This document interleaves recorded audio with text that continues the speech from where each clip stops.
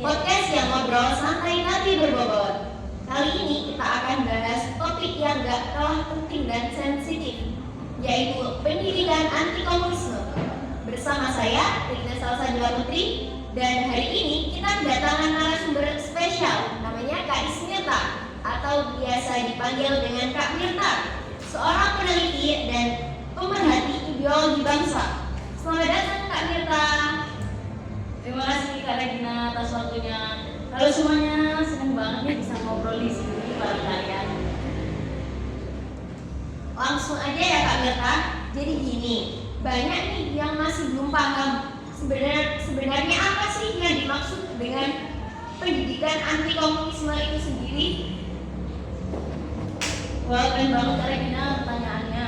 Jadi pendidikan anti komunisme itu sendiri adalah upaya sistematis untuk menanamkan pemahaman bahaya ideologi komunisme terhadap dasar negara Indonesia, yaitu Pancasila. Ini bukan sekedar pelajaran sejarah, melainkan lebih kepada pembentukan kesadaran ideologis bahwa komunisme bertentangan dengan nilai-nilai bangsa seperti keadilan sosial, berbasis ketuhanan, demokrasi, dan kemanusiaan.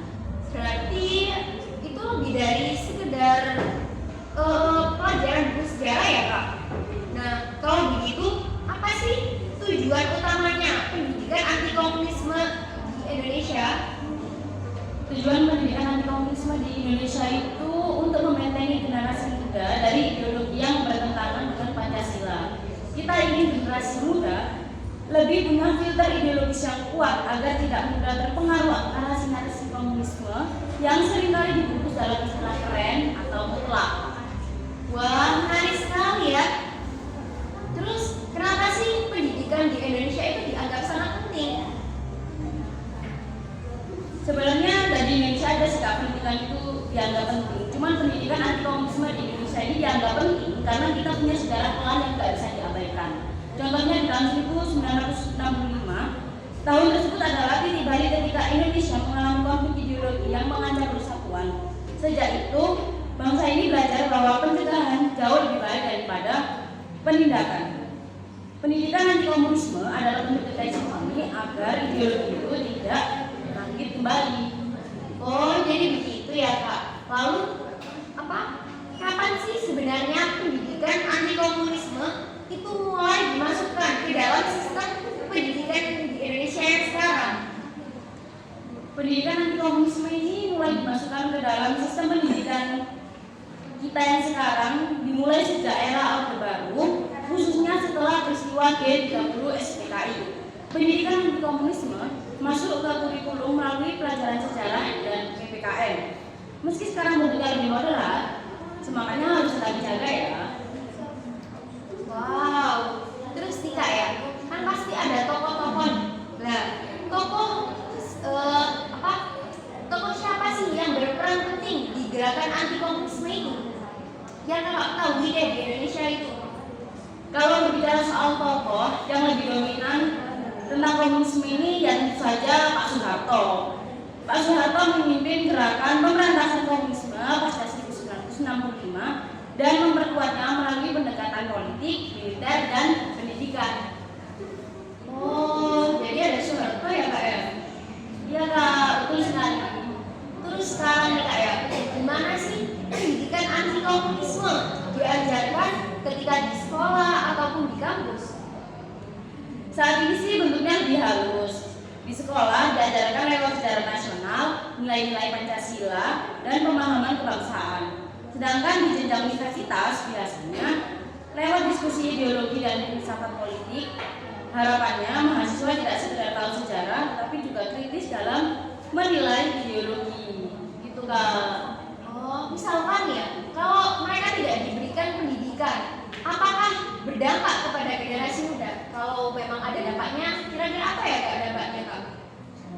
Dampaknya itu tanpa pemahaman yang kuat, generasi muda bisa mudah terpengaruh propaganda ideologi komunisme, terutama yang berkamuflase melalui narasi keadilan, kelas atau kebebasan total. Ini berbahaya karena bisa menggerus nilai-nilai Pancasila yang sudah jadi fondasi bangsa. Oh, kalau dampak positifnya gitu, kalau misalkan pendidikan anti komunisme itu digunakan digunakan atau diterapkan dengan baik itu? Dampak positifnya itu apa? Dampak positifnya itu adalah generasi muda jadi jauh lebih sadar dan peka terhadap ancaman ideologi transnasional dan punya identitas kebangsaan yang kokoh. Mereka tidak gampang ikut-ikutan gerakan yang bertentangan dengan semangat Pancasila dan NKRI. Oh gitu ya Kak. Sekarang kan lebih umum ke media ya Kak ya, kayak TikTok, Instagram. Terus menurut Kakak ya, kalau gunanya media untuk mendukung di pendidikan anti komunisme itu apa ya Kak? Gunanya media untuk mendukung pendidikan anti komunisme itu sendiri berperan besar Kak, lewat konten edukatif, dokumenter sejarah, bahkan podcast seperti ini. Media bisa jadi sarana efektif untuk memperluas pemahaman publik, apalagi generasi digital sekarang lebih visual dan cepat menyerap info lewat media sosial. Oh begitu. Tapi tentu nggak mudah nggak sih Kak untuk implementasinya? Jadi menurut Kakak ini kalau kita menerapkan nih pendidikan anti komunisme, kira-kira tantangan apa aja yang bakalan kita hadapi? Oh, tentu saja banyak Kak tantangannya. Yang pertama ada stigma bahwa pendidikan anti komunisme identik dengan indoktrinasi. Kedua, keterbatasan guru yang paham konteks ideologis. Ketiga, kurikulum yang padat. Dan keempat, tekanan dari kelompok yang ingin mengumpulkan sejarah demi kepentingan tertentu. Terima kasih nih buat Kak Regina ya udah memberi kesempatan buat saya untuk bertanya. Nah, saya mau tanya di antara ke Mbak Ismirta ataupun ke Mbak Regina juga boleh jika mau menjawab. Nah, pertanyaannya itu adalah apakah pendidikan anti komunisme ini jika diterapkan di sekolah dapat menjamin terbentuknya sikap nasionalisme dan cinta tanah air pada generasi muda? Itu. Terima kasih Kak Reza atas pertanyaannya. Kak Mirta, saya bacakan dulu ya pertanyaannya. Jadi gini, menurut Kak Reza, apakah pendidikan anti komunisme di sekolah dapat menjamin terbentuknya sikap nasionalisme dan cinta tanah air pada generasi muda? Jadi menurut Kak Mirta, tanggapannya Kak Mirta gimana sih dari pertanyaannya Kak Reza tadi? Terima kasih Kak Reza atas pertanyaannya. Bagus sekali Kak Reza pertanyaannya. Jadi menurut pendapat saya itu tidak sepenuhnya Kak. Pendidikan anti komunisme dapat memperkenalkan bahaya ideologi yang bertentangan dengan Pancasila. Akan tetapi membentuk sikap nasionalisme dan cinta tanah air membutuhkan pendekatan yang lebih holistik. Selain mengenalkan bahaya ideologi komunisme, pendidikan harus mengedepankan nilai-nilai kebangsaan, penghargaan terhadap sejarah bangsa secara objektif, dan pembentukan karakter yang berlandaskan pada nilai demokrasi, keadilan sosial, serta kemanusiaan. Pendidikan yang hanya fokus pada penolakan tanpa pemahaman kritis dan konteks sejarah bisa menghasilkan sikap intoleran atau bahkan manipulatif terhadap wacana ideologi Kak. Oh, apakah Kak Reza bisa mengerti ya Kak ya? Ya, terima kasih atas jawabannya dari Kak Mirta, sangat membantu jawaban dari Kak Reza tadi. Mungkin dari teman-teman ada yang mau bertanya lagi ya, silahkan ya. Assalamualaikum warahmatullahi wabarakatuh. Salam warahmatullahi wabarakatuh. Nama saya Firda Saratania, ingin mengajukan pertanyaan bagi Mbak Ismirta. Bagaimana memastikan bahwa pendidikan anti komunisme tidak berubah menjadi alat politik atau propaganda sepihak? Baik, terima kasih. Terima kasih Kak Firda atas pertanyaannya. Baik, izinkan saya membacakan pertanyaannya dari Kak Firda. Bagaimana memastikan bahwa pendidikan anti komunisme tidak berubah menjadi alat politik atau propaganda sepihak? Jadi, gimana sih tanggapannya Kak Mirta tentang pertanyaan dari Kak Firda tadi? Silakan Kak Mirta. Terima kasih Kak Firda atas pertanyaannya. Wah, nggak kalah keren ya pertanyaannya dari Kak Reza. Jadi menurut saya, pendidikan anti komunisme harus didasarkan pada pendekatan historis dan ilmiah Kak. Bukan sekedar narasi ideologis yang memihak. Kurikulum sebaiknya dirancang oleh tim yang terdiri dari sejarawan, pendidik, dan ahli ideologi secara objektif.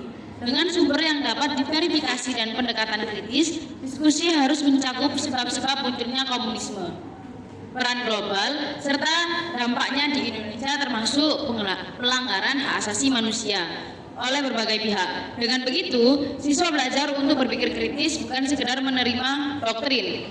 Transparansi, akuntabilitas, dan ketertiban publik dalam penyusunan materi ajar juga penting Kak untuk menghindari penyalahgunaan pendidikan sebagai alat politik. Wah, keren sekali ya tadi tanggapan dari pertanyaan Kak Reza dan Kak Firda, semua dijawab dengan Kak Mirta dengan baik dan teliti. Mungkin kalau mau tanya lebih lanjut lagi bisa langsung ke Kak Mirtanya ya. Itulah tadi obrolan kita tentang pendidikan anti komunisme. Ingat, menjaga ideologi bangsa bukan hanya tugas pemerintah, akan tetapi tanggung jawab kita semua, mulai dari diri sendiri, keluarga, dan lingkungan sekitar. Jangan lupa terus ikuti episode-episode lainnya di Ngopi Bareng Patriot. Saya Regina Salsabila Putri, pamit, sampai jumpa dan salam integritas. Terima kasih untuk Kak Mirta sudah hadir. Wassalamualaikum warahmatullahi wabarakatuh. Waalaikumsalam.